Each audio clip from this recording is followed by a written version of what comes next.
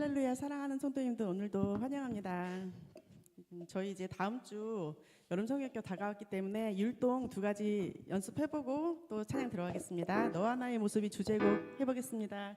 이게 너와 나의 모습, 손가락을 너 그리고 나, 너, 나 그리고 하루 이틀 매일매일, 하루 이틀 매일매일 요것만 하면은 누구나 따라할 수 있는 3세부터 80세까지 할 수 있는 율동으로. 자, 지날 때마다 너와 나의 모습이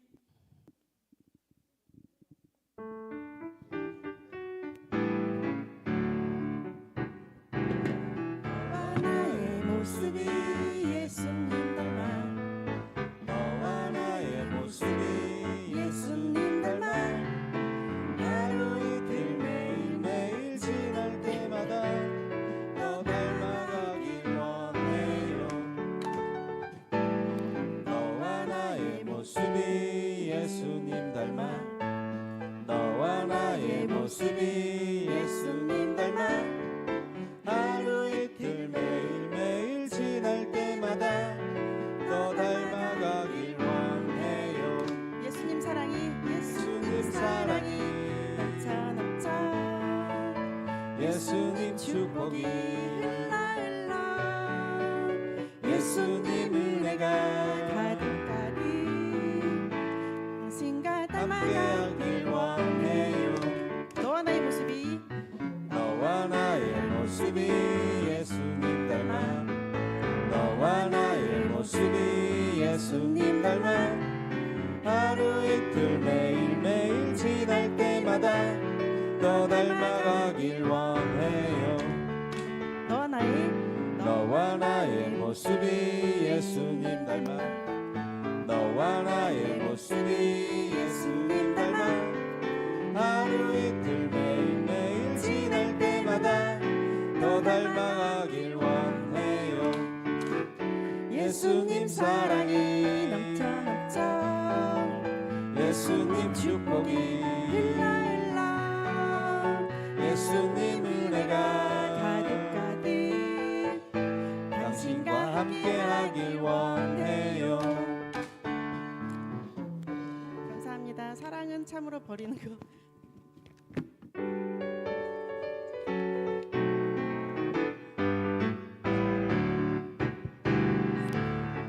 참으로 버리는 것, 버리는 것, 버리는 것, 사랑은 참으로 버리는 것, 또 가져지지 않는 것.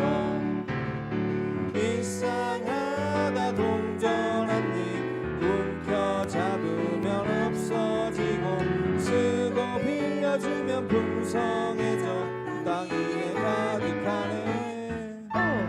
사랑은 참으로 버리는 것, 버리는 것, 버리는 것, 사랑은 참으로 버리는 것, 또 가지지 않는 것. 사랑은 섬기는 것, 사랑은 참으로 섬기는 것, 섬기는 것, 섬기는 것, 사랑은 참으로 섬기는 것, 또 가지지 않는 것. 이상하다 동전한 입 움켜잡으면 없어지고, 쓰고 빌려주면 풍성해져 땅 위에 가득하네. 사랑은 참으로 섬기는 것, 섬기는 것, 섬기는 것, 사랑은 참으로 섬기는 것, 또 가지지 않는 것. 사랑은 다 주는 것, 사랑은 참으로 다 주는 것, 다 주는 것, 다 주는 것, 사랑은 참으로 다 주는 것, 또 가지지 않는 것. 이상하다 동전한 입 움켜잡으면 없어지고, 쓰고 빌려주면 풍성해져 땅 위에 가득하네. 사랑은 참으로 다 주는 것, 다 주는 것, 다 주는 것, 사랑은 참으로 다 주는 것, 또 가지지 않는 것. 실로한 찬송 부르겠습니다.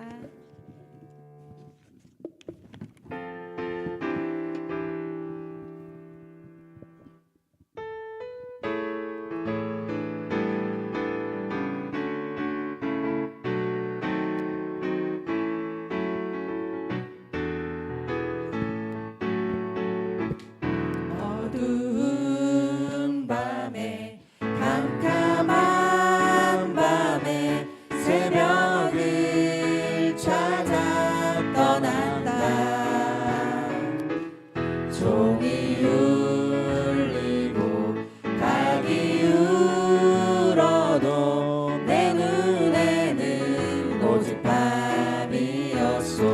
우리가 처음 만난 그때는 우리가 처음 만난 그때는 차가운 새벽이었소. 주님 마음속에 사랑이 있음을 나는 느낄 수가 있었소. 오주여 당신께 주여 당신께 감사하리라. 실로암 내게 주심을 나에게 영원한 사랑 속에서 떠나지 않게 하소서. 어두운 밤에 캄캄한 밤에 새벽을 찾아 떠난다. 종이 울리고 닭이 울어도 내 눈에는 오직 밤이었소. 우리가 처음 만난 그때는 우리가 처음 만난 그때는 차가운 새벽이었소.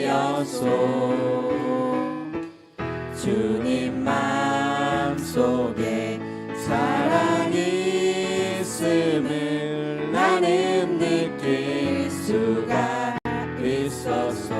오주여 당신께 오주여 당신께 감사하리라. 실로암 내게 주심을 나에게 영원한 사랑 속에서 떠나지 않게 하소서. 자, 온 땅이여 주를 찬양 찬송 드리겠습니다.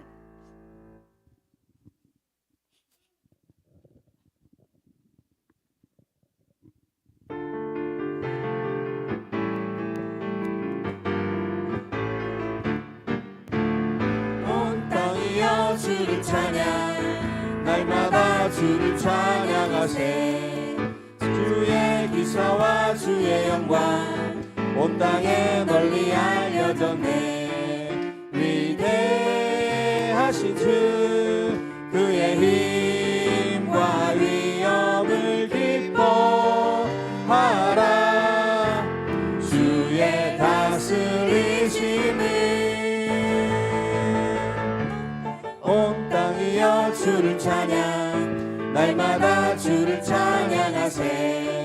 주의 기사와 주의 영광 온 땅에 널리 알려졌네. 온 땅이여 주를 찬양 날마다 주를 찬양하세. 주의 기사와 주의 영광 온 땅에 널리 알려졌네. 위대하신 주 그의 힘과 위엄을 기뻐하라. 주의 다스리심을 온 땅이여 주를 찬양 날마다 주를 찬양하세. 주의 기사와 주의 영광 온 땅에 널리 알려졌네. 감사합니다. 아는 예배자입니다. 찬송 드리면서 예배를 준비하시겠습니다.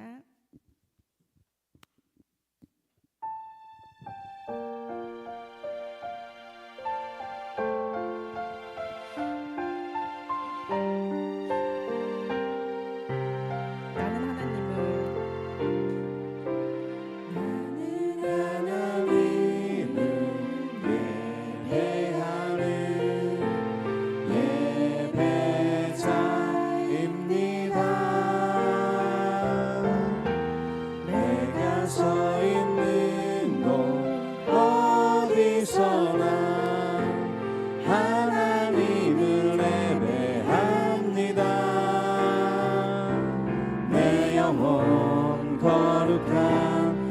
은혜를 향하여 내 마음 완전한 하나님 향하여 이곳에서 바로 이 시간 하나님을 예배합니다. 다시 한번 나는 하나님을 예배하는 예배자입니다.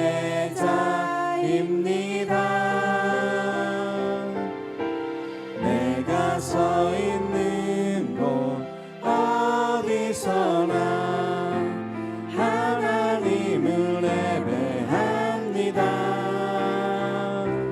내 영혼 거룩한 은혜를 향하여 내 마음 완전한 하나님 향하여 이곳에서 바로 이 시간 하나님을 예배합니다. 묵상하시겠습니다.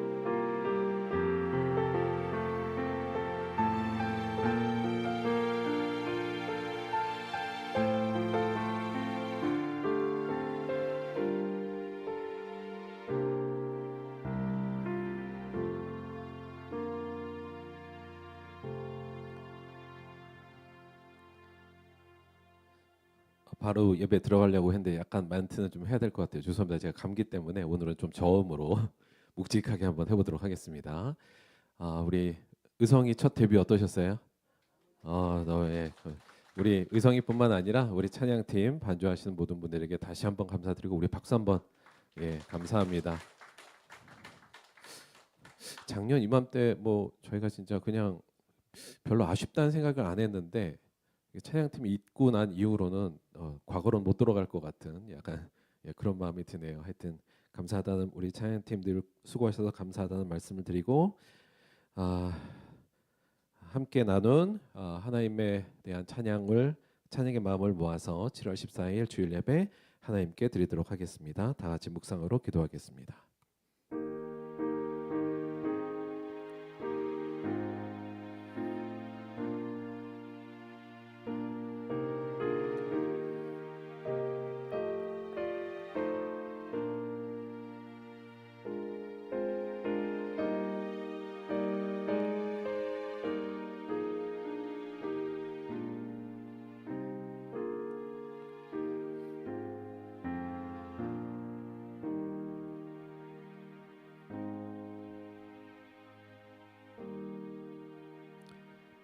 너희 안에 이 마음을 품으라. 곧 그리스도 예수의 마음이니 그는 근본 하나님의 본체시나 하나님과 동등됨을 취할 것으로 여기지 아니하시고 오히려 자기를 비워 종의 형체를 가지사 사람들과 같이 되셨고 사람의 모양으로 나타나사 자기를 낮추시고 죽기까지 복종하셨으니 곧 십자가에 죽으심이라. 이러므로 하나님이 그를 지극히 높여 모든 이름 위에 뛰어난 이름을 주사 하늘에 있는 자들과 땅에 있는 자들과 땅 아래에 있는 자들로 모든 무릎을 예수의 이름에 꿇게 하시고 모든 입으로 예수 그리스도를 주라 시인하여 하나님 아버지께 영광을 돌리게 하셨느니라. 아멘. 사도신경으로 신앙 고백 드리겠습니다.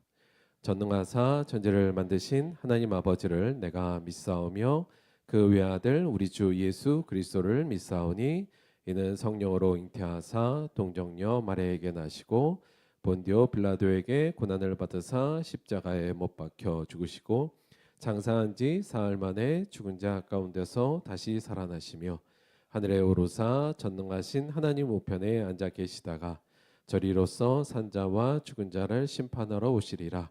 성령을 믿사오며 거룩한 공예와 성도가 서로 교통하는 것과 죄를 사하여 주시는 것과 몸이 다시 사는 것과 영원히 사는 것을 믿사옵나이다. 아멘. 윤은기 성도님께서 우리를 대표하여 기도해 주시겠습니다.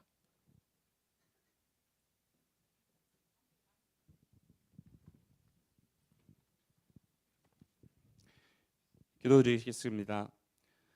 사랑해 주님, 한 주 동안 우리를 또 주님의 전에서 안전하게 지켜주시고 보호하시어 주님의 전으로 다시 불러주시고 말씀을 나누고 예배드릴 수 있도록 허락하여 주심을 감사합니다. 지난주 예배의 결심을 세상 가운데 오롯이 지켜내지 못하고 그리스도의 향기를 온전히 드러내지 못한 점을 먼저 회개하며 나아갑니다. 우리의 죄를 용서하시고 세상 속에서 그리스도인으로 좀 더 담담하고 굳건하게 성장하도록 성령으로 함께하여 주시옵소서. 매주 하나님의 말씀을 준비하시고 대변하시는 들복교회 김도현 담임 목사님께 영육간의 강건함을 더하여 주시옵고 곁에서 항상 섬김과 기도로 함께하시는 사모님께 동일한 은혜를 허락하여 주시옵소서. 주일의 예배를 매주 기대하며 준비하는 들복교회 찬양팀과 그리고 보이는 곳과 보이지 않는 곳에서도 항상 헌신하고 섬기는 목사님과 성도님들에게 성령의 강건함을 부어주시고 많은 다음 세대를 준비하는 믿음의 후손들에게도 언제나 말씀과 기도 속에 자라남을 허락하여 주시며 섬김과 감사의 마음을 더하여 주시옵소서. 이제 말씀을 들으면서 나아갑니다. 아멘으로 화답하게 하여 주시고 언제나 우리 마음판 깊이 새겨 세상을 이기고 한 주를 그리스도인으로 살아갈 수 있는 힘을 더하여 주시옵소서. 예배 가운데 홀로 영광 받아 주시고 또한 함께 거하여 주시는 살아계신 우리 구주 예수님의 이름으로 간절히 기도합니다. 아멘.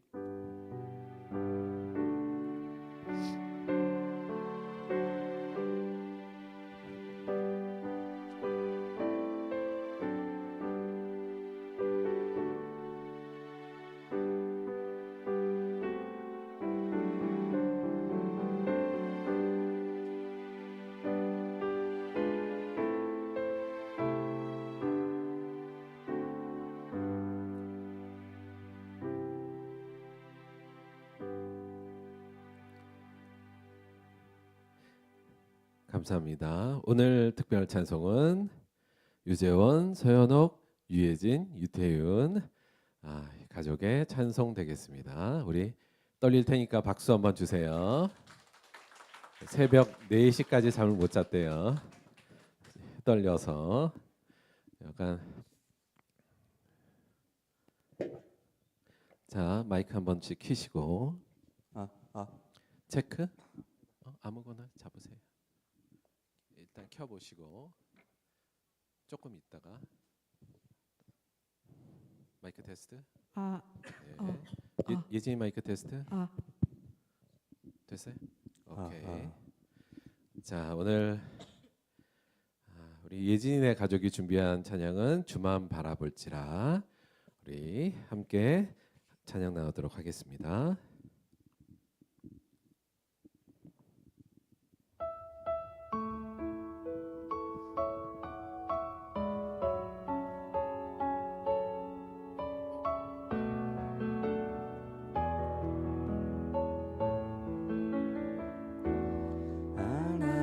하나님의 사랑을 사모하는 자, 하나님의 평안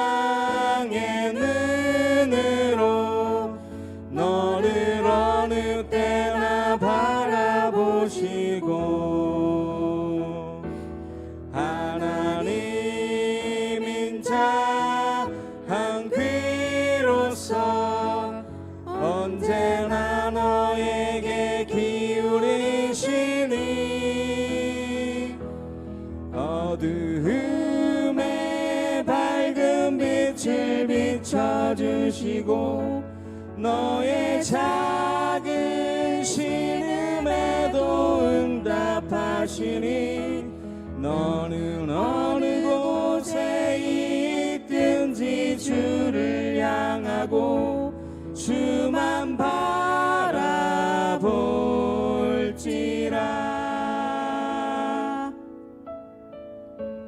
오직 나는 여호와를 우러러보며 나를 구원하시는 하나님을 바라보나니 나의 하나님이 나에게 귀를 기울이시로라. 미가 7장 7절 말씀.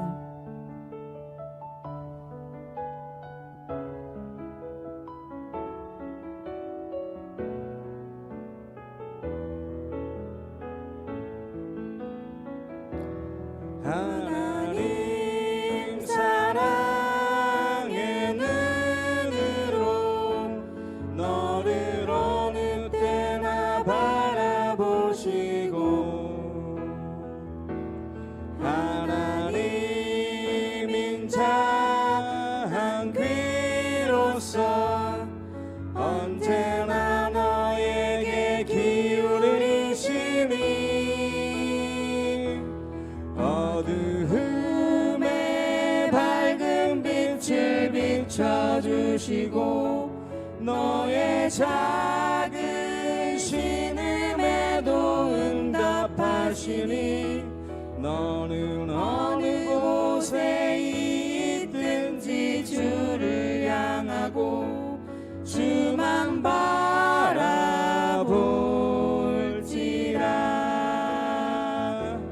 하나님 사랑의 눈으로 너를 어느 때나 바라보시고 하나님 인자한 귀로서 언제나 너에게 기울이시니 어두움에 밝은 빛을 비춰주시고 너의 작은 신음에도 응답하시니 너는 어느 곳에 있든지 주를 향하고 주만 바라볼지라. 주만 바라볼지라.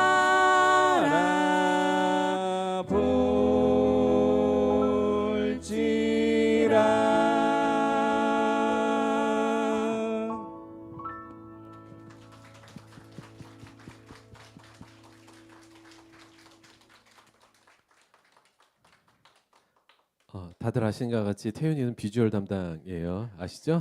예, 그래서 예, 그래도 앞에 나와서 서 있는 게 이게 얼마나 대단한지 모릅니다. 하여간 너무 감사드리고 잘하셨어요. 근데 보통 이렇게 찬송 끝나면 이렇게 약간 긴장이 풀려가지고 졸릴 수도 있는데 오늘 조심하시. 하여튼 가족이 이렇게 함께해서 감사하고 저희 말씀드립니다만 요거 그 저희 특송 챌린지 신청하시는 분들은 계속 신청해 주시고 하나 참고로 말씀드리자면 3주까지 이미 예약이 끝나 있다. 그래서 하시려면 한참 기다려야 된다 말씀드립니다. 여하간 빨리빨리 순서 신청하시면 그 다음 순서로 넣어드릴게요. 감사합니다. 자, 오늘 본문 말씀 보도록 하겠습니다. 오늘 본문 말씀은 신약성경 사도행전 26장 24절에서 29절까지의 말씀 함께 보도록 하겠습니다.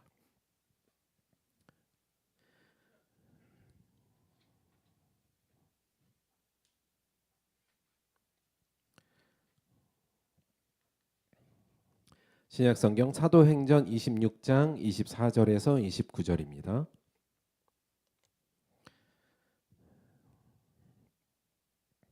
사도행전 26장 24절부터 29절까지의 말씀 우리 교독으로 봉독하도록 하겠습니다. 신약성경 233페이지예요. 사도행전 26장 24절부터 29절까지의 말씀 사도 바울의 이야기입니다. 제가 먼저 읽을게요. 바울이 이같이 변명하매 베스도가 크게 소리내어 이르되 바울아 내가 미쳤도다. 내 많은 학문이 너를 미치게 한다 하니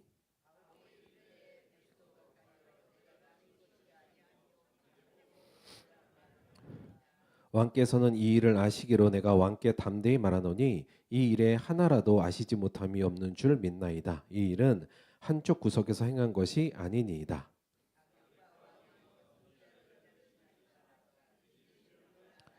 아그리빠가 바울에게 이르되 내가 적은 말로 나를 권하여 그리스도인이 되게 하려 하는도다.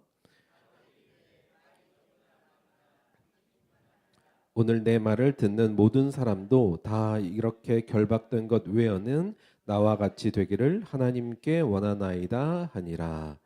아멘. 오늘은 사도행전 26장 24절에서 29절 말씀을 중심으로 해서 회복할 나라 이런 제목으로 하나의 말씀 함께 나누도록 하겠습니다. 가운데 중앙 불 좀 꺼주세요.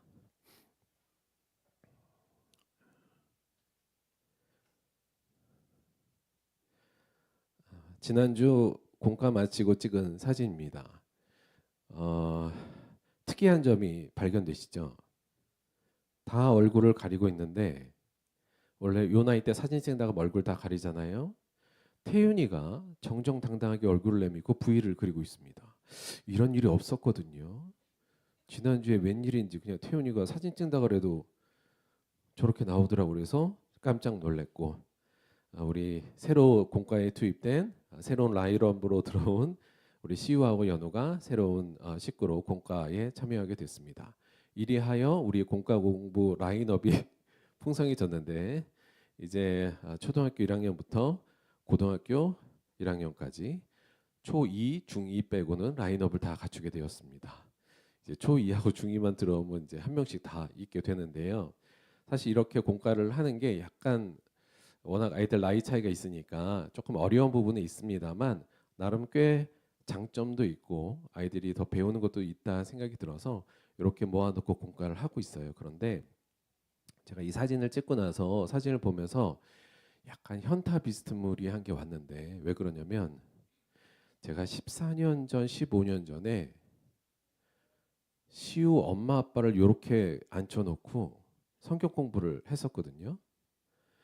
14년, 15년 후에 시우하고 연우를 놓고 이렇게 성경 공부를 하고 있으니까 이게 감사한 건지 이게 맞는 건지 보니까 장소도 그때하고 약간 비슷해요. 그래갖고 제가 뭐지? 약간 이런 현타가 잠깐 왔습니다만 감사하는 마음으로 열심히 아이들하고 공부를 하고 있습니다. 근데 보통 아이들하고는 사실 주제를 가지고 얘기를 하곤 하는데 지난주에는 원래 이 얘기를 하려고 하진 않았어요. 그런데 아이들하고 근황 토크하는 중에 이 단어가 나왔는데 약육 강식이란 단어가 아이들 입에서 나왔는데 아이들이 이것을 너무 당연하게 받아들이는 그 듯한 느낌이 들어서 지난주는 제가 좀 급하게 이 주제를 좀 바꿔서 아이들하고 이야기를 좀 했었습니다. 여러분 약육 강식 이거 뭐죠? 약한 자의 고기를 강한 자가 먹는다 이런 이야기잖아요. 그래서 일반적으로는 힘이 강한 자는 약한 자를 지배해도 된다는 철학이 담겨져 있는 얘기입니다. 그러니까 힘이 강한 자가 약한 자를 지배하고 때로는 착취하고 약탈해도 뭐 큰 문제 없다 이렇게 생각하는 생각이기도 하고요. 더 나아가서 요즘 시대에는 돈이 많은 자는 돈이 없는 자를 지배해도 된다. 혹은 돈이 없는 자는 돈이 없는 자보다 더 우대를 받거나 돈이 없는 자를 무시해도 사실은 큰 문제가 없다라는 생각이 이 양육강식이라는 단어 안에는 배어 있습니다. 요즘에는 힘이 돈으로 귀결되니까요. 그래서 흔히 이 양육강식이라는 말은 우리가 할 때 정글의 법칙으로 알려져 있죠. 정글에서는 힘이 있는 동물이 힘이 약한 동물을 잡아먹으면서 생존하는 것이 일종의 법칙이고 그것이 곧 정글의 순리이기도 하고 전제이기도 하다 이렇게 말할 수 있습니다. 그런데 우리 아이들 속에서도 이 양육강식이라는 어떤 이 법칙이 정글의 법칙만이 아니라 이 세상에도 통하는 법칙으로 생각하고 있다는 생각이 좀 들었어요. 사실 그거와 무관하지 않게, 그 생각과 무관하지 않게 요즘에는 이 세상의 법칙 또한 약육강식으로 요약하고 정리할 수도 있다고 생각합니다. 힘 있는 나라는 힘 없는 나라를 침략하고 강탈해도 아무 말 하지 않고, 마찬가지로 사회에서 힘이 강한 자가 힘이 약한 자를, 조금 이따 들어와야, 힘이 약한 자를 때로는 무시하거나 아니면 때로는 지배해도 된다는 이런 생각이 우리 안에 깔려 있죠. 그래서 우리 아이들에게도 나는 강한 자가 되어야 된다는 생각이 꽤 많이 어릴 때부터 몸에 체득되어 있는 것 같아요. 강한 자만이 살아남기 때문입니다. 아이들하고 이 얘기를 하면서 뭐 다 얘기는 할 수는 없습니다만, 저는 양육광신의 세계관에 우리가 순응하거나 적응하지 않고 사실 우리 아이들이 이에 저항했으면 좋겠다라는 이야기를 했어요. 세상은 다 약육강식의 세계와 그 철학으로 돌아가고 있지만 최소한 우리만이라도 이 세계관에 순응하거나 적응하지 않고 우리는 저항해야 된다. 왜냐하면 그것이 곧 예수를 닮는 것이기 때문이다. 이렇게 얘기를 했고요.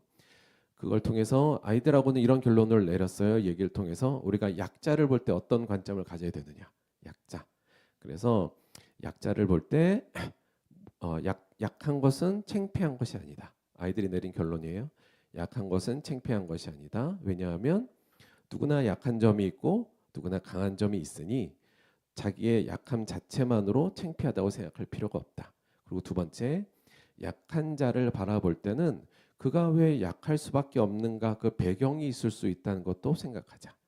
사람마다 다 똑같은 배경이나 환경이 아니니 그 사람이 단순히 약하다는 것만으로 그 사람을 무시하거나 또는 지배해도 된다는 생각을 가지면 안 된다. 따라서 약자 또한 존중해야 된다. 이런 식의 결론으로 공과는 마무리가 됐습니다.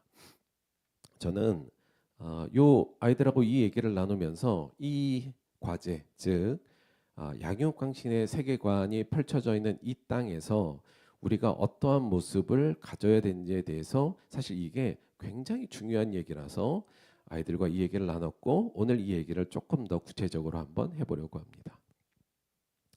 여러분, 유대교 성경하고요 기독교 구약 성경하고 같을까요? 다를까요? 유대인들도 성경이 있잖아요. 유대교. 그리고 우리는 구약을 갖고 있지 않습니까? 사실은 유대교 성경과 기독교의 구약은 정확하게 일치합니다. 똑같아요. 그런데 약간 다른 게 뭐냐면 우리는 뭐 열왕기, 상하, 역대상 이렇게 분리하는 걸 유대교 성경에서는 그냥 역대기, 열왕기 이렇게 하나로 뭉치던가 아니면 우리는 뭐 나눠져 있는 것을 하나로 만들던가 뭐 이런 식이에요. 그래서 내용적으로는 유대교 성경과 기독교의 구약은 전혀 다르지 않습니다. 내용적으로는 똑같고요. 그런데 결정적으로 다른 게 있는데 배열이 좀 달라요. 배열. 무슨 얘기냐면 유대교 성경은 이런 식으로 배열이 되어 있어요. 크게 세 가지로 나눕니다. 그래서 첫 번째를 토라, 두 번째를 예언서, 세 번째를 그냥 문서들 이렇게 구분을 해요. 그래서 토라는 창세기, 출애굽기, 레위기, 민수기 5권을 토라 이렇게 지칭하고요. 그 다음에 유대교에서는 예언서를 전기 예언서, 후기 예언서 이렇게 해서 여호수아, 사사기, 사무엘, 열왕기 이런 곳을 전기 예언서 이렇게 부르고요. 우리가 아는 일반적인 예언서, 예언자, 이사야, 예레미야, 에스겔 그리고 12명의 소 예언자들을 후기 예언서 이렇게 부르고요. 나머지를 다 그냥 문서들로 묶습니다. 그래서 문서들의 첫 번째 시편, 욥기, 잠언 그리고 조금 다르게 다니엘, 에스라, 느헤미야, 역대기도 여기는 문서들에 넣습니다. 그래서 크게 유대교 성경은 토라, 예언서, 문서들 이게 세 가지로 나눠져 있어요. 이게 원래부터 가지고 있었던 구약의 모습이었겠죠. 그런데 기독교의 구약은 우리가 알다시피 이 배열이 좀 다릅니다. 어떻게 우리는 나누고 있냐면 크게 네 가지로 나누고 있어요. 기독교의 구약은 첫 번째는 우리가 모세오경 이렇게 부르죠. 그래서 창세기, 출애굽기, 레위기, 민수기, 모세오경, 토라하고 이거는 같고요. 두 번째 우리는 이걸 역사서라고 불러서 여호수아서부터 저 에스더까지 이스라엘의 역사를 쭉 이어가는다는 측면에서 역사서로 구분하고 있습니다. 그 다음에 나오는 게 우리는 성문서라고 불러요. 그래서 성스러운 문서 그래서 욥기, 시편, 잠언, 전도서, 아가 요거를 성문서라고 부르고 우리는 맨 마지막에 예언서가 들어갑니다. 그래서 이사야부터 시작해서 말라기까지 예언서가 맨 뒤로 가 있어요. 그래서 사실은 예언서를 우리 기독교에서는 잘 안 읽게 됩니다. 왜 그러냐면 구약을 읽어도 모세오경 읽다가 역사서 좀 넘어가다 끝나거든요. 그래서 예언서까지 가는 일이 별로 없고 중간에 이제 시편, 잠언 이런 거는 하나하나 성문서들을 읽는데 예언서까지는 잘 가는 일이 별로 없어요. 그래서 상대적으로 우리가 예언서에 대해서는 잘 안 읽고 잘 모르는 경우가 많다. 그런데 기독교의 구약 성경의 배열 중에 특이한 게 뭐냐면 예언서가 맨 뒤로 가 있잖아요. 이유가 있습니다. 무슨 이유일까요? 그러니까 그냥 이렇게 그냥 한 게 아니라 사실 이걸 누가 이렇게 만들어졌는지는 정확하게 나오지는 않는데 아마 초기 기독교 역사 2세기, 3세기 때 많은 교부들이 이런 식으로 배열을 한 것이 쭉 이어 나온다고 볼 수 있어요. 뭔가 의미가 있으니까 배열을 바꿔서 이렇게 만들었겠죠. 특히 예언서를 맨 뒤로 뺀 분명한 이유가 있을 겁니다. 사실은 이게 그냥 연대기로만 보자면 역사서 다음에 예언서로 들어오는 게 읽기는 훨씬 편해요. 역사적으로 서로 연결성이 있으니까. 그런데 예언서를 너무 뒤로 빼서 사실은 저희가 읽기가 좀 어렵지만 예언서를 뒤로 뺀 이유가 사실은 좀 있습니다. 이렇게 보면 돼요. 뭐냐면 여러분 예언서라는 책들은 기본적으로 예언자들이 예언한 내용을 쓴 책들이잖아요. 일반적으로 예언자들이 예언서를 통해서 했던 말은 크게 세 가지로 구분될 수 있습니다. 첫째는 뭐였냐면 고발하는 거였어요. 뭐였냐면 이스라엘 백성들에게 야 너희들 그렇게 살면 안 돼 이겁니다. 그래서 이스라엘 백성들이 하나님의 법을 어기고 그냥 자기들 마음대로 살 때 하나님께서 예언자를 보내셔서 그들에게 너희들 그렇게 살면 안 돼. 그따위로 살면 안 된다. 이런 식으로 얘기하는 게 예언자의 첫 번째 말이었고요. 그 다음에 너희들이 계속 그렇게 산다면 하나님께서 너희를 멸망시키실 것이다. 이런 심판의 예언이 들어갑니다. 그러니까 일반 사람 입장에서는 예언자를 좋아할까요? 안 좋아할까요? 별로 안 좋아하죠. 그렇죠? 너 잘못했다 그러고 너 이제 죽을 거야. 이런 얘기를 하니까 실제로 별로 안 좋아했습니다. 그리고 특히나 그 중에는 거짓 예언자들도 있어서 야 아니야 너 지금 잘 살고 있어. 지금 하나님 너희들 축복해 줄 거야. 이제 이렇게 얘기하는 거짓 예언자들도 많았거든요. 근데 하나님의 참 예언자들은 보통 고발하고 너희들 그러면 이렇게 큰일 나 이런 얘기를 하고 하나님께서 너희들을 멸망시키실 텐데 그 다음에 하나님께서 그렇다고 너희들을 완전히 포기하는 것이 아니라 너희를 회복시켜 주실 거야. 이런 예언으로 크게 세 가지 구분해서 메시지를 전했습니다. 그러면 예언서들의 예언자들이 대체 그 당시에 이스라엘 민족들의 어떤 잘못을 고발했을까요? 뭘 잘못했다 그랬을까요? 굉장히 이 부분이 중요한데 한마디로 말하면 예언자들은 이스라엘 백성들에게 뭘 지적했냐면 이걸 지적했어요. 뭐냐면 약육 강식의 법칙을 따라 사는 이스라엘의 백성들에게 너희들 그렇게 살면 안 돼 이 얘기를 했다는 겁니다. 우리 하나만 살펴볼 텐데 예레미야 5장 26절 한번 찾아볼게요. 요거 한번 찾아봅시다.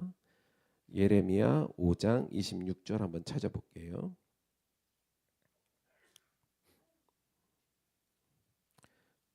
어디인지 좀 어렵죠. 구약성경 예레미야 5장 26절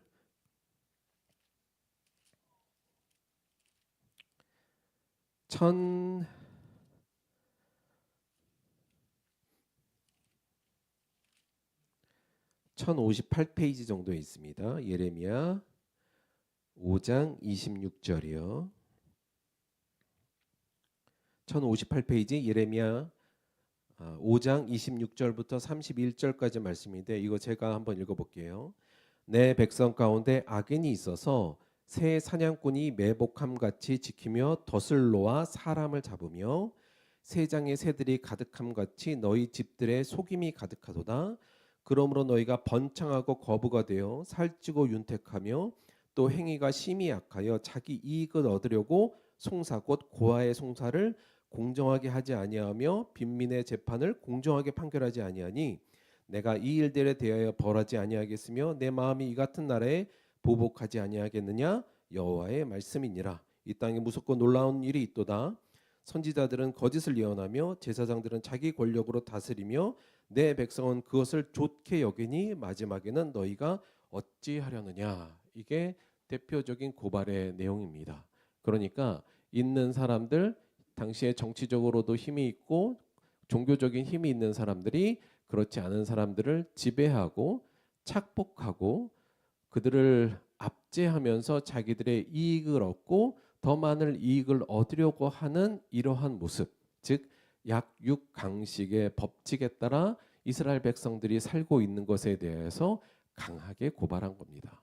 뭐 이사야서의 다른 부분은 마찬가지고 대부분의 이스라엘 백성들에게 한 예언자의 고발의 내용은 이거였어요. 너희들이 하나님 백성답지 않게 마치 이방 세상 사람들처럼 세상 사람들이 사는 법칙인 양육강식의 법칙대로 너희들이 살고 있다. 이 얘기를 고발하면서 너희들 그러면 안 돼. 이 얘기가 고발의 주요 내용이었다는 겁니다. 그래서 실제로 이스라엘 백성들에게 하나님께서 뭐 잘못한 게 야 니들이 왜 이렇게 예배를 많이 빠져 뭐 이런 게 아니고요. 제사를 왜 이렇게 별로 안 해 이런 걸 갖고 따지신 게 아니라 너희들 지금 양육강식의 법칙대로 살고 있잖아. 그거는 하나님의 백성답지 않은 거야를 강하게 질책하셨다는 내용입니다. 사실 생각해 보면 우리 첫 번째 하나님께서 이 땅을 심판하실 때 물로 심판하셨잖아요. 그때 왜 물로 심판하셨는지 기억하십니까? 자, 한번 볼게요. 하나님께서 노아에게 그 심판에 대한 얘기를 하시면서 이렇게 하셨어요. 하나님이 노아에게 이르시되 모든 혈육 있는 자의 포악함이 땅에 가득함으로 그 끝날이 내 앞에 이르렀으니 내가 그들을 땀과 함께 멸하리라. 모든 혈육 있는 자들의 포악함이, 이 얘기가 바로 힘이 있는 사람이 힘없는 자들을 지배하고 강탈하고 착취하고 폭력으로 대하던 그 모습입니다. 하나님께서 처음에 이 세상을 멸하실 때의 이유 또한 뭐였어요? 양육강식의 세계로 하나님의 백성들이 넘어갔을 때 그것을 쓸어버리려고 하셨고요. 두 번째, 이스라엘 백성들에게도 강하게 고발한 내용은 그들이 이 법칙, 양육강식의 법칙을 따라 살고 있다는 것을 하나님께서 굉장히 질타하셨다는 겁니다. 따라서 양육강식은 하나님의 나라와는 정반대의 질서라고도 볼 수 있고 하나님이 가장 싫어하는 것이라고도 볼 수 있어요. 그런데 문제는 우리는 이 양육강식이라는 법칙을 너무나도 자연스럽게 우리의 삶의 전제로 받아들이고 있다는 것이 가장 큰 문제라고 볼 수 있을 것 같습니다. 자, 그러면 하나 더 남았죠. 이스라엘 백성들에게 예언자들이 뭘 예언했냐면 그 이후에 회복을 예언하잖아요. 자, 이 회복을 예언하면 그 회복의 내용은 뭐였을까요? 사실은 이 고발의 내용하고 당연히 연결될 수밖에 없습니다. 너희들이 이거 잘못했다고 한 거를 심판했으니 회복도 그와 연관될 수밖에 없죠. 대표적인 회복의 예언을 한번 들어볼게요. 회복의 예언의 핵심 이겁니다. 이사야서 2장 1절에서 4절. 아모스의 아들 이사야가 받은 바 유대와 예루살렘에 관한 말씀이라. 말일에 마지막 날에 여호와의 전에 산이 모든 산 꼭대기에 굳게 설 것이요 모든 작은 산 위에 뛰어나리니 만방이 그리로 모여들 것이라. 많은 백성이 가며 이르기를 오라 우리가 여호와의 산에 오르며 여호와의 하나님의 전에 이르자. 그가 그의 길을 우리에게 가르치실 것이라.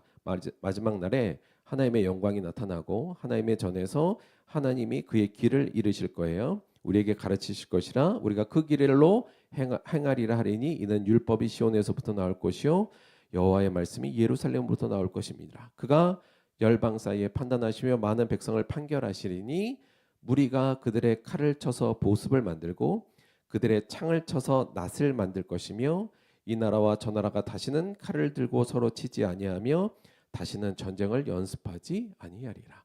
어떤 나라가 회복될 거라고요? 전쟁하지 않는 나라. 양육강식의 법칙이 그냥 가장 표면적으로 우리에게 드러나는 게 뭡니까? 전쟁이에요. 힘있는 자가 힘없는 자를 쳐서 그들의 모든 소유를 강탈해가는 이 전쟁이 인류 역사에서는 끊임없이 이루어졌지만, 즉 타락한 인간의 사회는 양육강식의 법칙에 따라 살고 그에 순응하면서 살아왔지만 하나님께서는 그것을 강하게 질타하셨고 하나님께서 회복하실 그 나라는 어떤 나라라고요? 칼을 쳐서 보습을 만들고 창을 쳐서 낫을 만드는 거, 무기를 다 녹여서 농기구를 만들어서 평화롭게 사는 나라를 하나님께서 회복하실 거라고 예언한 겁니다. 또 우리가 잘 아는 대표적인 회복의 예언, 희망의 예언은 우리가 잘 아는 이 부분이죠. 이사야서 11장 6절에서 9절. 그때 이리가 어린 양과 함께 살며 표범이 어린 염소와 함께 누우며 송아지와 어린 사자와 살찐 짐승이 함께 있어 어린아이에게 끌리며 암소와 곰이 함께 먹으며 그것들의 새끼가 함께 엎드리며 사자가 소처럼 풀을 먹을 것이며 젖 먹는 아기가 독사의 구멍에서 장난하며 젖된 어린아기가 독사의 굴에 손을 넣을 것이라. 내 거룩한 산 모든 곳에서 해됨이 없고 상함이 없을 것이니 이는 물이 바다를 덮음같이 여호와를 아는 지식이 세상에 충만할 것임이니라. 마지막 날에는 여호와를 아는 지식이 세상에 충만하여서 어떤 나라가 만들어진다고요? 이리가 어린 양과 함께 사는 나라, 표범이 어린 염소와 함께 누워 있는 나라, 강자가 약자를 먹음으로써 자기의 욕심을 채우는 나라가 아니라 강자와 약자가 평화롭게 공존하며 서로의 약함을 채워주는 나라, 그 나라를 하나님께서 새롭게 회복하실 거라고 약속하신 것이 회복의 예언의 핵심입니다. 자, 그러면 이 예언서가 이렇게 끝나잖아요. 결국 뭐예요? 고발하고, 뭘 고발했어요? 너희들 양육강식의 법칙으로 살면 안 돼. 그러면 너희들 내가 심판할 거야. 하지만 내가 볼 때 니들은 안 바뀔 것 같아. 분명히 심판받을 거야. 그러나 너희들을 내가 포기하지 않아. 내가 분명히 너희들을 진짜 하나님의 나라의 모습으로 다시 회복시킬 거야. 이 얘기가 예언서에 나오는 거죠. 결국 구약의 내용의 끝이 이렇게 끝난다는 겁니다. 뭘로 끝나요? 회복의 예언으로. 자, 그러면 그 다음이 중요해요. 유대교는 그 다음이 없잖아요. 우리 기독교는 그 다음이 있어요. 뭐요? 신약이 있잖아요. 자, 이 회복의 예언을 성취할 사람이 대체 누구냐예요. 그렇죠? 누가 대체 이걸 할 것이냐? 그게 누구라고요? 예수 그리스도. 그래서 신약으로 넘어가는 겁니다. 예언서를 왜 맨 뒤에 넣냐면 이 흐름을 이어주기 위해서 예언서를 맨 뒤에 넣은 거라고 볼 수 있어요. 그래서 이 회복의 예언을 이 땅에 실현할 그 첫 번째 인물이 누구냐? 신약 성경으로 넘어오면서 마태복음으로 넘어오면서 바로 누구를 우리에게 소개해 주냐? 예수님을 소개해 주는 겁니다. 그래서 신약의 예수님은 어떤 분이냐면 양육강식의 세계를 깨고 하나님의 온전한 나라를 회복시키러 오시는 예수님으로 신약이 열리고 우리는 지금 그 복음 위에 서 있다, 이렇게 볼 수 있는 거예요. 따라서 예언서부터 신약은 이렇게 자연스럽게 이어가는 겁니다. 사실 많은 경우에 예수님이 정말 그리스도야? 구약에서 예언했던 그분이 예수 맞아? 지금 유대인들은 그것을 동의하고 있지 않죠. 사실 그래서 많은 걸로 우리가 이제 얘기를 해요. 어떤 거냐면 예수님께서 처녀로 태어날 것이 예언서에 있다든가, 예수님께서 다윗의 자손인 것이 그 증거라든가, 이런 것이 신약 성경에도 많이 있습니다만, 그런 게 없다 할지라도 사실 이 예언서의 희망의 예언과 예수 그리스도가 가르치신 내용과 그의 삶을 보면 이 예언했던 그분이 이분이라는 것이 사실은 너무 명확하게 나타납니다. 왜냐하면 예수님이 이 땅에 오셔서 하신 일이 뭐냐면 양육강식의 세계를 깨트리고 하나님의 나라를 회복시키는 모습으로 이 땅에서 사역하셨기 때문입니다. 일단 예수님은 오셨을 때부터 한번 볼게요. 예수님은 어떤 분이셨어요? 가장 강한 자지만 가장 약한 자로 이 땅에 오신 게 예수님입니다. 올 때부터 뭘 깨트렸어요? 양육강식의 세계관을 깨트리고 오신 겁니다. 예수님이 가장 강한 이 세상의 왕이고 창조주이신데 당연히 이 땅에 가장 강한 위엄과 높은 자리로 오셔야 되는 게 이 세계의 법칙이지만 예수님께서는 그것을 완전히 전복시키고 가장 강한 분이 가장 낮은 자리로 오셨습니다. 이게 예수님이 이 땅에 오심의 모습이었죠. 이 오심 자체가 양육강식의 세계를 깨트리는 거였고요. 두 번째 사실은 양육강식의 세계관을 전복시키시는 예수님의 가르침에서 우리는 수없이 많은 것을 알 수가 있어요. 대표적으로 예수님께서 처음 하신 말씀, 처음은 아니지만 산상수훈에서 이렇게 얘기하시잖아요. 가난한 자는 복이 있다. 그렇죠? 애통하는 자는 복이 있다. 이거 뭐예요? 약자가 복이 있는 거야. 지금 이 얘기를 하신 거잖아요. 양육강식의 완전한 법칙을 깨는 이야기였고요. 우리가 알다시피 예수님께서 대접받고자 하는 대로 남을 대접해라.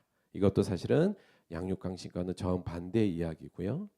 예수님께서는 가늠하다 잡힌 여인들에게 사람들이 다가가서 자기의 도덕적 우위를 가지고 그 여인을 정죄하고 죽이려고 하지 않습니까? 그때 예수님께서 하신 말이 뭐예요? 너희 중에 죄 없는 자가 먼저 돌로 쳐라.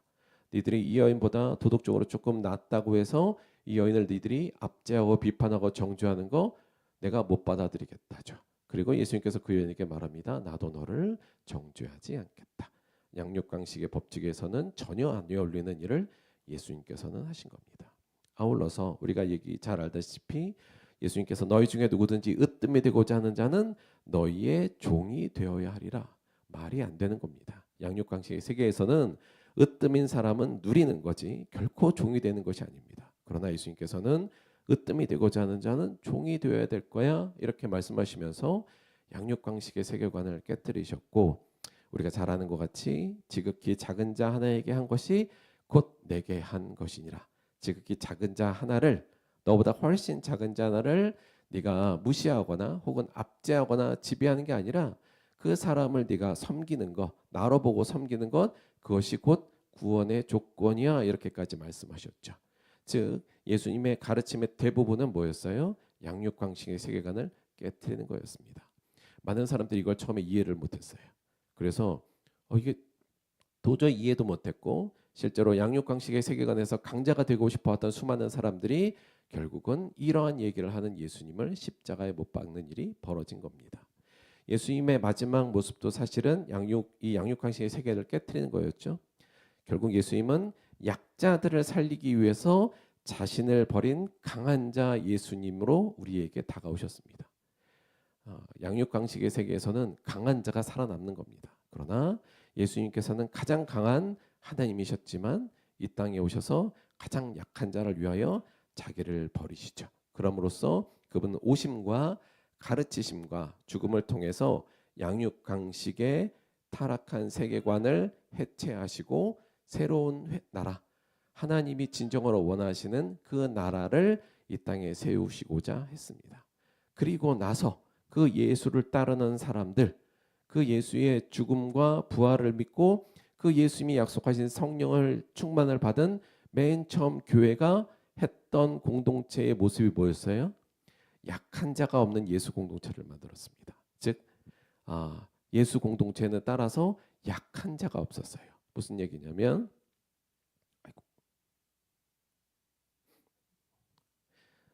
사도행전 4장 34절 35절 초대교회의 한 단면이긴 한데요. 그 중에 가난한 사람이 없으니 예수 공동체에는 가난한 사람이 없으니 이는 밭과 집이 있는 자는 팔아 그 판 것의 값을 가져다가 사도들의 발 앞에 두음에 그들이 각 사람의 필요에 따라 나누어 줌이라. 이 예수를 따르던 초대교회는 가난한 자 약한 사람이 없었습니다. 왜냐하면 많은 사람들의 공동체는 능력에 따라 그 능력만큼 많은 것을 받아갔지만 예수 공동체는 그 양육강식의 법칙을 깨고 필요에 따라 나눠줬거든요. 필요한 사람은 더 많이 가져가고 필요가 적은 사람은 적게 나눠주는 것. 양육강식의 세계관이 깨어지고 평화와 안식. 강한 자는 약한 자를 위해 자기 것을 내어주고 약한 자도 자신의 약함을 부끄러워하지 않으며 함께 공존하는 그 사회가 초대교회 모습에서 구현되는 모습이 성경이 쭉 이어가면서 우리에게 보여주는 하나의 큰 흐름이며 서사라는 겁니다. 그리고 그 연장선, 그 교회 연장선상에 우리가 있는 거죠. 따라서 우리는 결코 양육강식의 세계관에 사로잡혀 있어서는 안 되는 거죠. 우리는 하나님께서 양육강식을 깨고 평화의 하나님의 나라를 회복할 일꾼으로 우리를 세우셨다는 것을 잊어버리면 안 됩니다. 따라서 성경은 지금 우리에게 큰 틀에서 보자면 이 질문을 우리에게 던지고 있는 겁니다. 뭐냐면 양육강식의 세계관에 순응할 것인가 아니면 양육강식의 세계를 깨면서 하나님의 평화의 나라를 이룰 것이냐. 너희는 둘 중에 뭘 할 거냐를 우리에게 묻고 있다. 이렇게 볼 수 있습니다. 성경은 끊임없이 우리에게 대답을 원합니다. 우리는 늘 외면하지만 그 질문을 그러나 성경은 이 스토리와 역사를 통해서 우리에게 얘기하는 거예요. 너 뭐 할래? 어떻게 할 거야? 라고 우리에게 외치는 거죠. 여러분 여기에 선택사항이 있습니까? 없어요. 그렇죠?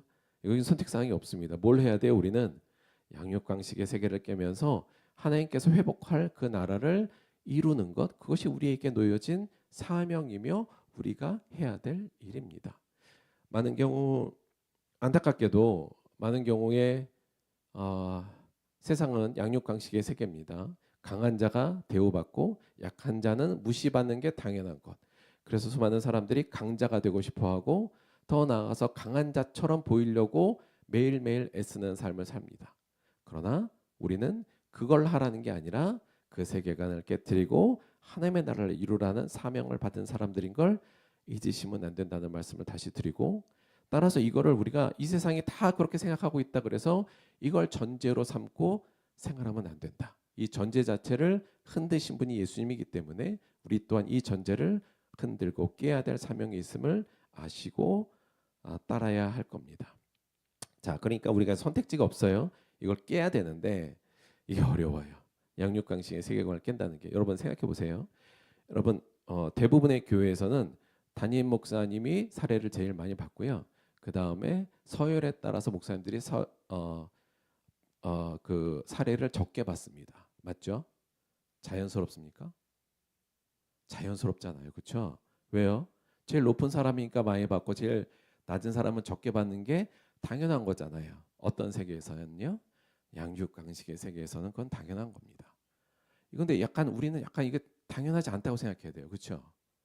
이게 뭔가 좀 근데 저 밑에 교육자가 삶이 좀 더 어렵고 돈이 필요하면 거기 좀 더 줘야 되는 거 아니야? 약간 이런 생각이 약간 있어야 조금 우리가 깨어 있는 건데, 우리 그거 되게 이상하게 생각하지 않습니다. 담임 목사니까 많이 받아가야지 이렇게 생각한다는 거죠. 웬만하면 그래서 제가 부교육자를 안 둘 겁니다. 왜냐하면 두면 제가 더 많이 줘야 될 것 같은 분위기라 전 안 둘 생각이에요. 여하간 그 좀 이상한 겁니다. 이상하다고 약간 느껴야 돼요. 저희가 좀 작은 의미입니다만 저희 교회에서 왜 그 헌금에 이름하고 액수 쓰지 마세요 이거 하잖아요. 사실 누가 헌금 얼마 하는지 진짜 모릅니다. 그래서 하는 근본적인 이유는 뭐예요? 교회의 강자와 약자를 구분하지 않기 위함입니다. 아시죠? 우리 굳이 지금 조직 안 만들고 하는 거 아시죠? 조직 안 만들고 굳이 직분 안 주려고 제가 하고 있잖아요. 왜요? 사실 우리 지금 여기 우리 교회인 중에 누가 높은 사람 있고 적은 사람 있나요? 강한 자가 있고 우리 약한 자 있습니까? 교회 안에 거의 없잖아요. 지금 저희 그것도 저희가 좀 구상하고 있는 부분입니다. 왜냐하면 교회는 최소한 교회가 양육강식의 세계관을 강화시키는 곳으로 작용한다면 그건 교회의 존재 가치가 없기 때문이죠. 물론 쉽지 않은 일입니다. 우리가 나가는 세상 모든 곳이 다 세상은 그냥 양육강식인데 거기를 벗어나서 산다는 것은 어려운 일이긴 하지만 최소한 교회 안에서부터 그것을 우리가 훈련해야 되는 거죠. 자, 그러면 조금 더 우리가 전략적으로 좀 생각해 보면 이 양육강식 세계를 깨야 되잖아요. 근데 제가 볼 때 이 양육강식의 세계가 계속 유지되는 근본적인 두 가지의 생각이 있는 것 같습니다. 그러니까 양육강식 세계가 안 없어져요. 왜 안 없어지냐면 두 가지의 기둥에 서 있기 때문에. 그런데 제가 볼 때는 첫 번째는 사람들 안에 있는 강자가 되고 싶은 욕망, 이게 한 축이고요. 또 반대에는 어떤 게 있냐면 약자가 된다는 것에 대한 공포가 있습니다. 사실 저는 물론 다른 구조적인 요소도 있겠습니다만 이 땅이 계속 양육강식의 세계로 돌아가는 건 많은 사람들 속에 있는 나도 강자가 되고 싶어서 세상을 지배하고 싶어, 요 욕망, 아울러서 약자가 돼서 사람들한테 지배당하면 어떻게, 무시당하면 어떻게 하는 거에 대한 공포, 이 두 가지 감정이 양육 세계를 계속 이어나가게 만들고 있다, 이렇게 볼 수 있다고 생각이 듭니다. 그래서 양육강식의 세계를 깨트리려면 이 두 가지 기둥을 좀 깨트려야 되는데, 첫 번째 여기에 좀 균열을 내려면 어떤 게 필요하냐면 근본적으로는 겸손이 필요합니다. 그렇죠? 그래서 사실은 겸손, 강자인데 내가 겸손하면 지배하지 않죠. 그러니까 그래서 겸손은 기독교인의 윤리 중에 가장 중요한 윤리 중이며 덕목 중에도 가장 중요합니다. 겸손이 있어야 이거에 균열을 낼 수가 있어요. 그래서 교만은 가장 나쁜 겁니다. 왜냐하면 이 세계를 더 공고히 하는 내용이기 때문이죠. 아울러서 비판은 이 강자가 되고 싶은 욕망을 더 부추기는 내용입니다. 반대로 용서는 이 욕망에 균열을 내는 내용이죠. 그래서 그리스도인들에게 겸손과 사람들에 대한 용서는 핵심적인 윤리이며 우리들이 가지고 나가야 될 가장 핵심적인 요소예요. 이게 있을 때 우리가 강자가 되고 싶은 욕망이 금을 좀 낼 수 있다는 거죠. 그런데 오늘은 저는 이거보다는 좀 더 문제는 왼쪽인 것 같아요. 뭐요? 약자가 된다는 거에 대한 공포요. 그러니까 우리가 좋아, 내가 강자가 돼서 세상을 한번 지배해 보겠어, 이 욕망이 없다 할지라도 최소한 내가 약자는 되지 않아야겠어라는, 약자가 되면 어떡하지? 사람들한테 무시당하면 어떡하지? 이 공포가 우리를 끊임없이 양육강식의 세계가 작동하도록 우리를 만들고 있다, 이렇게 볼 수 있다는 겁니다. 그래서 저는 우리가 이 약자가 된다는 것에 대한 공포, 세상에서 약자가 된다는 이 공포를 버릴 때, 여기에서 이겨낼 때 우리가 하나님의 이 회복의 나라를 만들 수 있지 않나라고 생각이 듭니다. 오늘은 그것에 대한 생각으로 사도 바울을 대표적으로 좀 들어와서 우리가 어떻게 그게 가능할지에 대해서, 가능하다기보다는 우리 한 모델로 사도 바울을 이야기하고 싶습니다. 사도 바울은 죄송합니다. 원래 강자였어요. 이 사람은 원래 강자였습니다. 이 사람은 로마 시민권도 있었던 데다가 유대 사회에서는 가장 학벌이 좋은 사람 중에 한 명이었고, 아울러서 그냥 소위 말하면, 요즘 말하면 미국에서 태어난 한국 사람인데 미국 시민권도 갖고 있고 한국에 와서 최고의 학부를 졸업하고 지금 젊은 나이에 국회의원이 된 사람이었습니다. 그 정도 생각하시면 돼요.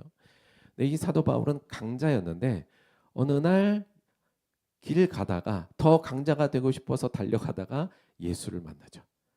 그리고 그 예수가 이 땅에 오시고 그 예수가 하나님의 아들이며 그가 모든 인류의 죄를 사하기 위하여 이 땅에 가장 낮은 자로 와서 가장 비참한 십자가를 지었다는 사실을 깨닫고 나서 사도 바울은 그 이후로 세상에서 볼 때는 약자로 살아갑니다. 그 이후에 그는 그 복음을 전하기 위해서 3번의 여행을 떠나는데요. 선교 여행을. 이게 말이 여행이지 그야말로 그냥 개고생하는 삶을 삽니다. 아마 대충 한 30대쯤으로 생각하는데 사도 바울이 이렇게 변한 게 한 30년 동안은 세계 최고의 강자로 살다가 그 이후로는 세계 최고의 약자로 삽니다. 배고프고 춥고 사실은 결혼도 못했고요. 아울러서 자기 어디 거처할 특별한 거처도 없었어요. 늘 힘든 삶으로 이리저리 옮겨다니면서 하나님의 말씀을 전했고, 우리가 알다시피 때로는 텐트를 만들어서 그 돈으로 겨우 연명하기도 했고, 힘든 삶을 대략 한 30년 이상 지속합니다. 세상에서는 약자로 살았어요. 그리고는 그는 끊임없이 그런데 그 약자의 삶을 계속 지속합니다. 그리고 맨 마지막에 이제 예루살렘에 도착해서 예루살렘에 가서 거기서 또 약자 중에 약자로 전락해요. 거기서 유대인들의 고소를 받아서 감옥에 들어갑니다. 그리고 지금 어디 앞에 서 있느냐? 맨 마지막에 그 감옥에 들어가서 이제 유대인들이 얘를 죽이라고 막 그래서 이제 고소를 했기 때문에 마지막에 재판장 앞에 서는 장면이 오늘 우리가 읽은 본문의 말씀이에요. 그래서 26절은 마지막 이 사도 바울이 약자로서의 마지막 삶을 거의 마지막 때 이제 30대가 아니라 이제 약자로 세상으로 볼 때는 약자의 삶을 살다가 이제 다 늙어서 손이 묶인 상태로 누구 앞에 서 있느냐? 당시의 유대 왕이었던 아그리빠 왕, 그리고 당시 유대의 총독이었던 베스도, 그 다음에 여기 여인 하나 있잖아요. 아그리빠의 큰딸. 가장 당시에 이 여인은 대표적으로 세상에서 가장 강자가 되고 싶어했던 욕망으로 가득한 여자 버니게 앞에 섭니다. 그리고 그 주변에는 당시에 천부장부터 시작해서 최고의 강자들이 그 앞에 쭉 서 있어요. 그 앞에 사도 바울이 맨 마지막에 자신의 혐의를 변명할 기회를 갖습니다. 그래서 사도 바울은 지금 세상에서 제일 강한 사람들 앞에, 그리고 가장 강자들 앞에 서서 가장 약자로서 그들 앞에 서 있어요. 그런데 사도 바울이 그들 앞에 서면서 사실 26장부터 6절에 처음부터 읽으면 좋겠는데 여간 당당합니다. 그리고 얘기해요. 내가 이렇게 된 거 나 죄지어서 그런 거 아니야. 나 유대인들 아시잖아요. 왕도 유대 혈족이 있으니까 아시지 않습니까? 내가 모든 사람들 유대인의 12지파가 그렇게 소원하던 하나님의 예언하셨던 그 그리스도를 만나서 내가 이렇게 된 거지. 나 이렇게 잘못한 거 아니에요. 이러면서 자신의 삶 그리고 자기의 살아온 내용을 쭉 얘기해요. 사실은 제가 옛날에 잘 나가던 사람인 거 여러분 다 아시죠? 저 옛날에 정말 잘 나간 거 아시잖아요. 그런데 제가 예수를 그때 만나서 그 다음부터 이렇게 했습니다라고 자신이 약자된 삶을 쭉 얘기해요. 그리고 맨 마지막에 이렇게 얘기하죠. 그게 오늘 저희가 읽은 본문의 내용 중에 맨 마지막입니다. 제가 다시 한번 읽어볼게요. 바울이 이같이 변명하며 베스도가 그러니까 그렇게 얘기하니까 베스도가 뭐라 그러냐면 크게 소리내어 이르되 바울아 내가 미쳤도다 내 많은 학문이 너를 미치게 한다 하니 바울이 이르되 베스도가 가여 이저 유대 총독이에요. 내가 미친 것이 아니요 참되고 온전한 말을 하는 겁니다. 왕께서는 이 일을 아시기로 내가 왕께 담대히 말합니다. 그리고 유대 왕 아그리빠 분봉왕에게 얘기합니다. 아그리빠 왕이요 당신도 선지자를 믿으시니까 믿는 줄 압니다라고 아그리빠에게 얘기하니까 아그리빠가 바울에게 이르되 내가 이런 짧은 시간에 짧은 말로 나를 그리스도인 되게 하려고 하는 거야? 이렇게 이제 비꼬면서 말하죠. 그때 사도 바울이 하는 말입니다.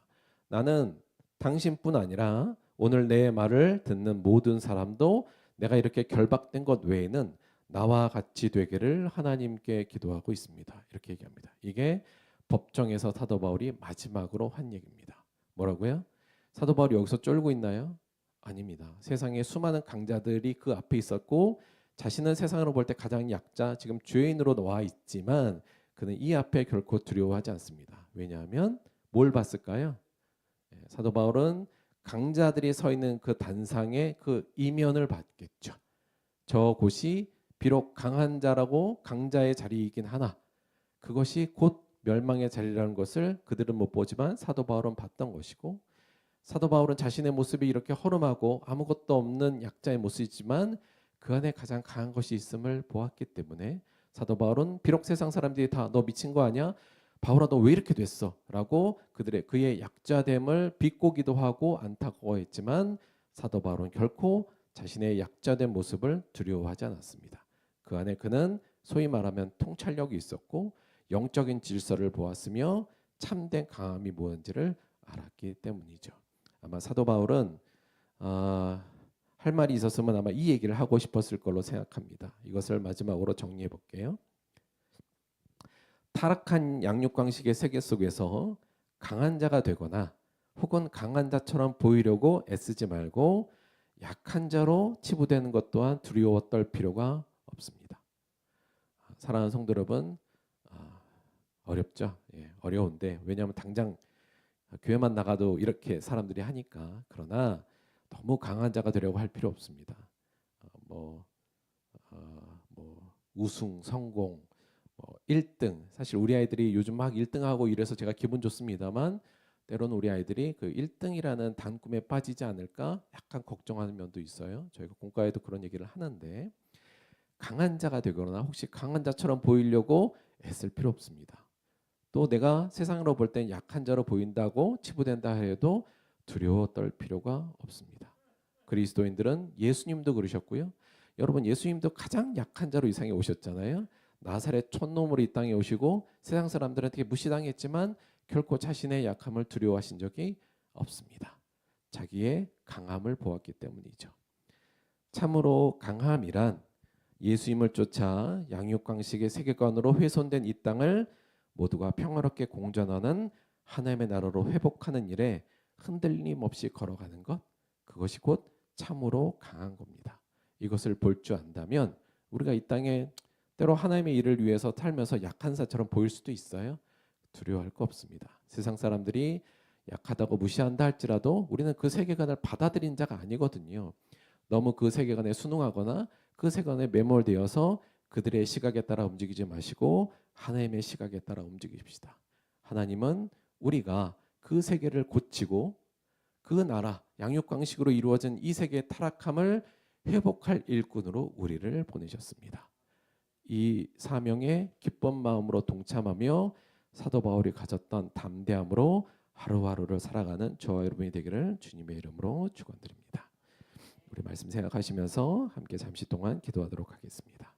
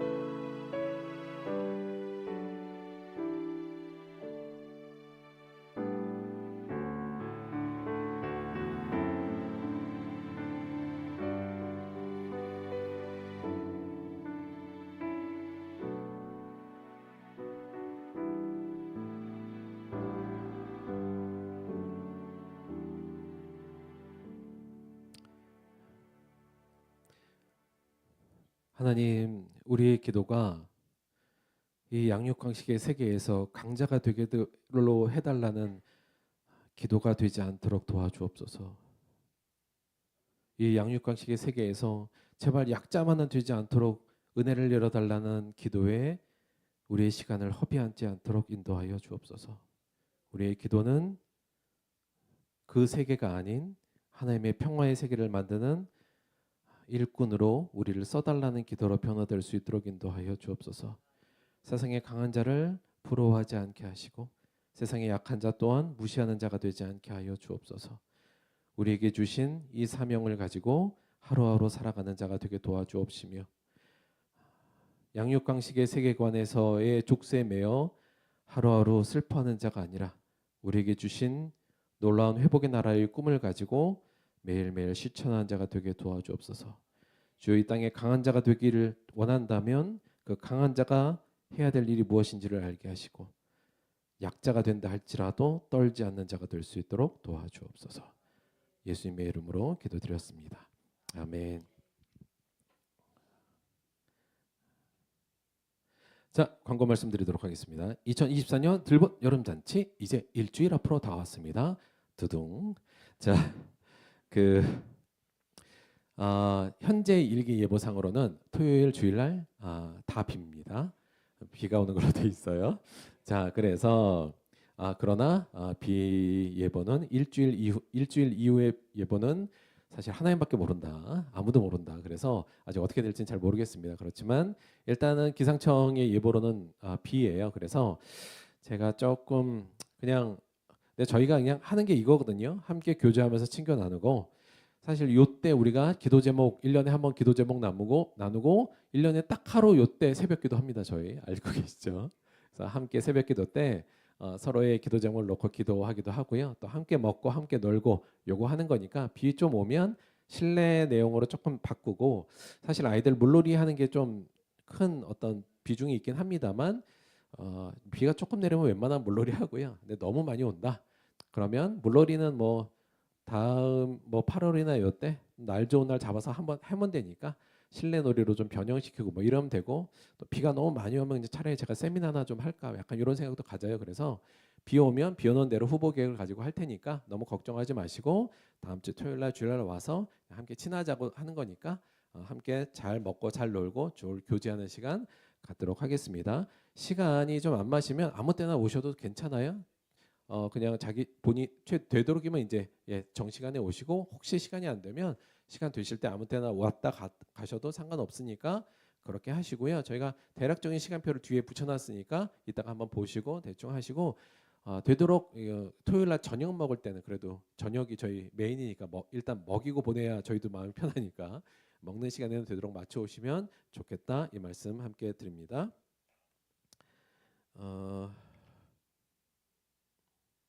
그리고 저희가 이게 주무시는 분들은 간단한 세면도구하고 저희가 웬만한 이불은 있는데 그래도 덮을 수 있는 뭐 간단한 이불 요 정도는 좀 챙겨 오셨으면 좋겠고 요때 식사는 저희가 보통 아이들 위주로 가요. 그래서 아이들이 먹고 싶어하는 거 햄버거, 뭐 라면 이런 쪽으로 많이 갑니다. 그래서 토요일 저녁에 고기 외에는 어른들은 특별한 게 없으니까 여하간 그때 많이 오시고 아이들 위주로 식사하니까 나 먹을 거 없네 이러다가 너무 화내지 마시고 그렇다는 거 말씀드립니다.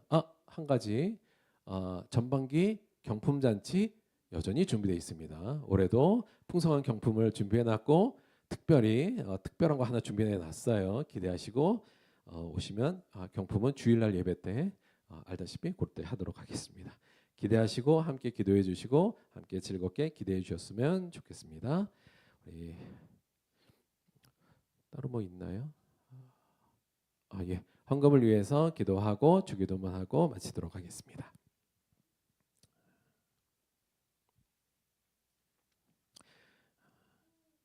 하나님, 타락한 이 땅을 고치기 위하여 예수 그리스도를 이 땅에 보내주시고 우리를 그 예수 그리스도의 길을 따라 세우셨으니 고맙고 감사합니다.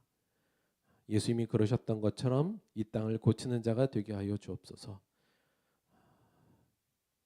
예수님이 그러하셨듯이 이 땅에 약자이든 강자이든 상관없이 하나님이 주신 사명에 기뻐하며 바울이 그랬듯이 자신이 가진 사명을 무엇보다도 귀하게 여기며 당당하게 이 땅을 살아가는 자가 되게 하여 주옵소서. 이 땅에 양육강식으로 썩어져가는 이 땅을 하나님의 사랑으로 모든 사람이 함께할 수 있는, 공존할 수 있는 평화의 나라로 만들어가는 우리가 되게 도와주시고, 그 나라를 회복시키는 데 위해 우리를 써 주옵소서. 그것이 참된 기쁨의 기름을, 참된 진리의 기름을 아는 우리들이 될 수 있도록 도와주옵소서. 주신 은혜 감사하여 하나님께 예물로 나왔습니다. 예물을 쓰이는 모든 곳에 이 하나님의 놀라운 구원의 역사가 펼쳐지게 도와주시고, 드린 손길마다 하나님이 주시는 거룩함의 기쁨으로 가득 채워 주옵소서. 감사드리며 예수님의 이름으로 기도드렸습니다. 아멘. 주기도문 합독하겠습니다. 하늘에 계신 우리 아버지여, 이름이 거룩히 여김을 받으시오며 나라가 임하시오며 뜻이 하늘에서 이루어진 것 같이 땅에서도 이루어지이다. 오늘 우리에게 일용할 양식을 주시옵고, 우리가 우리에게 죄 지은 자를 사하여 준 것 같이 우리 죄를 사하여 주시옵고, 우리를 시험에 들게 하지 마시옵고 다만 악에서 구하시옵소서. 나라와 권세와 영광이 아버지께 영원히 있사옵나이다. 아멘.